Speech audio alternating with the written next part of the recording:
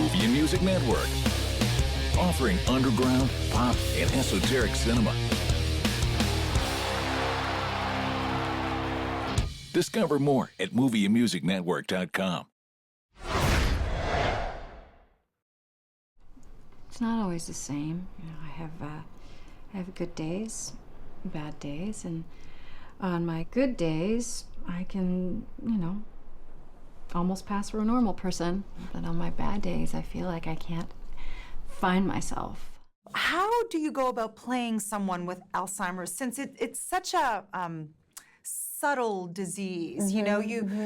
We see the character's personality shine through despite the fact that she's deteriorating. So how do you bring that out when you can't move or speak much? Well, when we were working on it and I was talking to our directors, to Wash and Rich, I said I didn't want to represent anything on camera that I hadn't actually seen, I hadn't physically seen. So I did a tremendous amount of research, and people were incredible with their time and their knowledge. And I spoke to the head of the National Alzheimer's Association, and I Skyped with some women across the country who had been recently diagnosed with early onset. And I went to Mount Sinai and spoke to the researchers and the clinicians there, and I took the test that they give to people when they come in or having cognitive difficulties. And I spoke to the New York Alzheimer's Association and support groups there, and met with tons of women, and then went to a long-term care facility and watched movies and documentaries. And it was about a 4-month process, actually, because I wanted to understand it. And the thing that I saw is that I think there is this notion that people's personalities are obliterated by the disease, and they kind of go away. And really what I saw was that who they are comes through, that it's the effort, that people are always making an effort to push through their cognitive difficulties. I think it's exhausting for them, honestly, but that was very helpful. What else did you learn? I mean, I know you used a yellow highlighter at one point when you're giving a speech. Was that something that you picked up too? That was something that we saw actually in an Alzheimer's conference and videotaping of an Alzheimer's conference. That's not unusual. If people use the highlighter to show, so they remember where they've read. So if the yellow part is stuff that's already being read, so if you look up and look away, you know where it is. You have a visual cue. You see what she does with her phone. People use devices sometimes as mnemonic devices.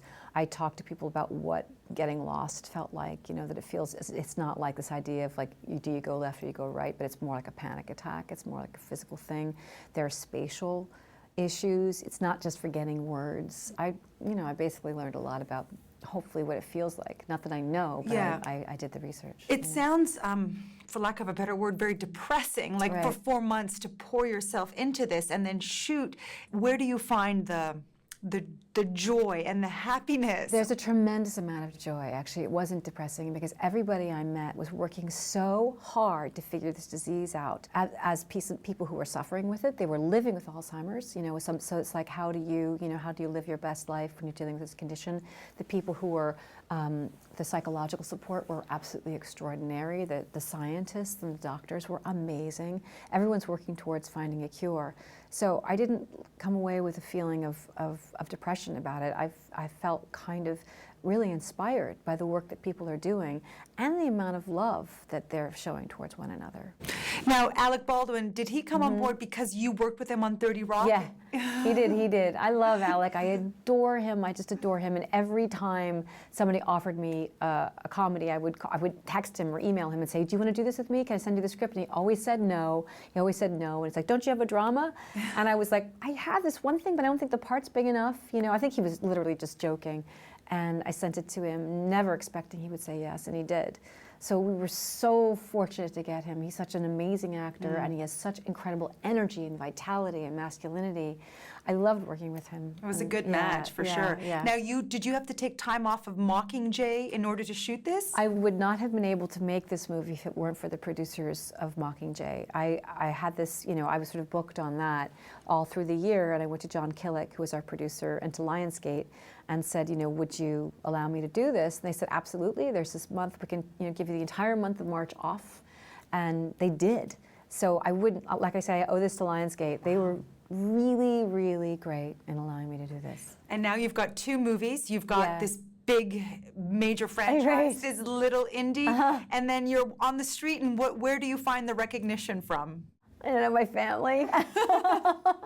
Probably my family more than anything else, you know? I love the work that I do. I feel so lucky to get to work with these great actors and directors and these stories and stuff. So I just feel lucky to get to do it.